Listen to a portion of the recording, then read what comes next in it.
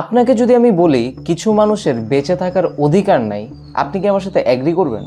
কিছু কিছু কেসে কোর্ট মেনেও নেয় কেউ যদি নিজেকে বাঁচাতে অন্যের জান নেয়। Today we are going to talk about the case of Kim Boeun. এই কেসটা কোরিয়ার অনেক পপুলার একটা কেস, কারণ এই একটা কেসের কারণে তাদের নিজের ল সিস্টেমে অনেক চেঞ্জেস আসছে। 17 জানুয়ারি 1992 চুংজু স্টেশনের একটা পুলিশ স্টেশনে একটা আর্জেন্ট কল আসে। চুনজু সিটি নর্থ চাংচিয়ং প্রভিন্সে অবস্থিত এবং পুলিশের কাছে যে কলটা আসে সেই কলে বলা হয় যে তাদের বাসায় ডাকাতি হচ্ছে, ডাকাত তাদের বাসায় ঢুকে গেছে।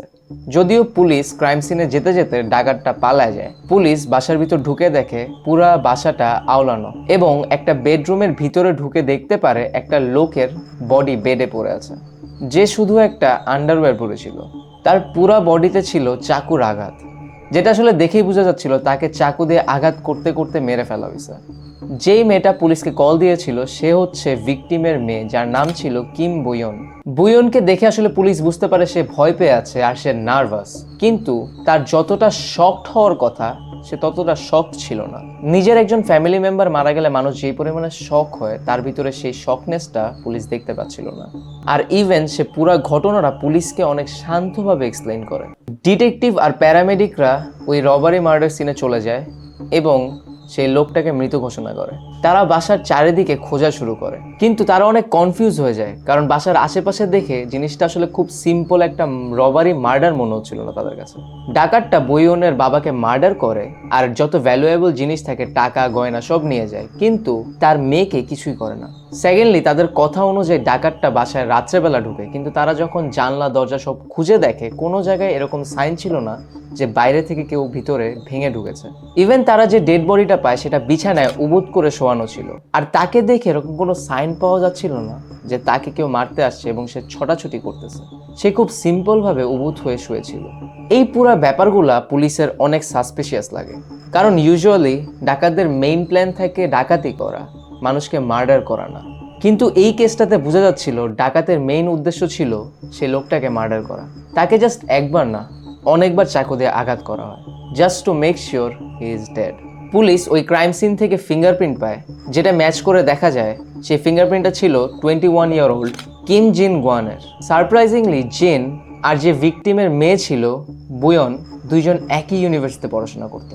এই ইনসিডেন্টটা ঘটে যাওয়ার 2 দিন পরে জিনকে অ্যারেস্ট করা হয় আর করে বোয়নের কাছে নিয়ে যাওয়া হয় দেখার জন্য যে বোয়ন ছেলেটাকে চিনে নাকি। আর বোয়ন যখন ছেলেটাকে দেখে সে সাথে সাথে অজ্ঞান হয়ে যায় আর সে কান্নাকাটি করা শুরু করে।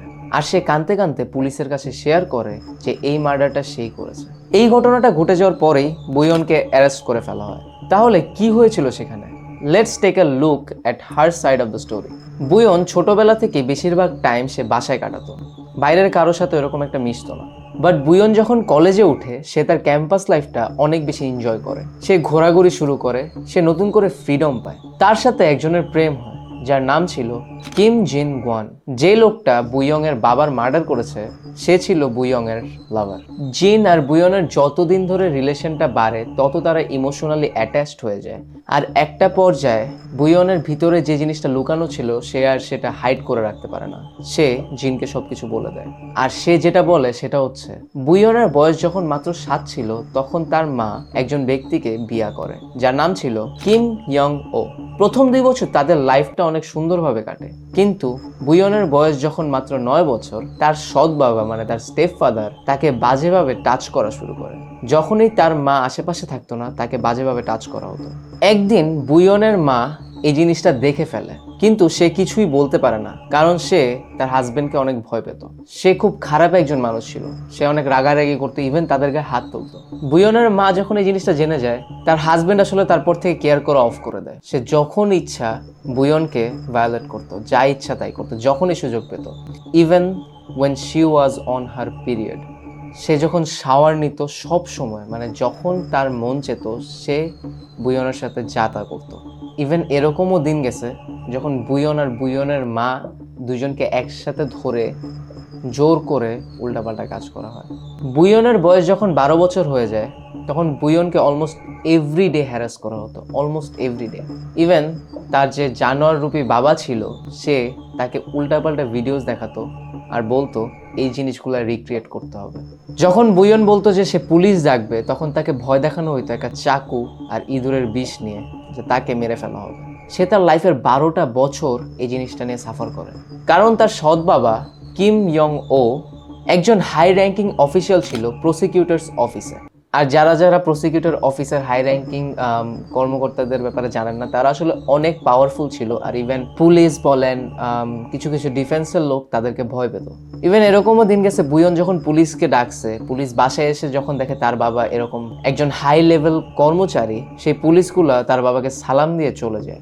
মানে বেসিক্যালি সে লোকটার আসলে অনেক বেশি পাওয়ার ছিল, কোনো পুলিশ বা কেউ তাদেরকে হেল্প করছিল না। ইভেন বুয়নের মা একটা সময় ভয় পাওয়া শুরু করে যে কোনোদিন যদি তাদেরকে মার্ডার করা হয়, কিম ইয়ং ও কোনো বিচার ছাড়া পার পেয়ে যাবে। জিন গুয়ানকে যখন বুয়ন সব বলে দেয় এইসব ব্যাপারে, সে আসলে সান্ত্বনা দেয় বুয়নকে। তারপর সে চিন্তা করে সে বুয়নের বাবার সাথে যে কথা বলবে, সে তার বাসায় যায়, যে বলে আপনার মেয়ের সাথে আমি একটা সিরিয়াস রিলেশনশিপে আছি, আপনি দয়া করে ওর সাথে উল্টাপাল্টা কিছু করা বন্ধ করুন।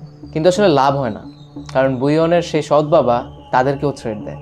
লাস্ট পর্যন্ত না পেরে তারা দুইজন একসাথে কিম ইয়ং ওকে, মানে বুয়নের সৎ বাবাকে মার্ডার করার প্ল্যান করে। তারা জিনিসটাকে আসলে পুরো প্রপারলি একটা ডাকাতি হিসাবে সাজাতে চেয়েছিল, বাট জিনিস আসলে পসিবল হয় না। লাস্ট পর্যন্ত তারা ধরা খেয়ে যায়।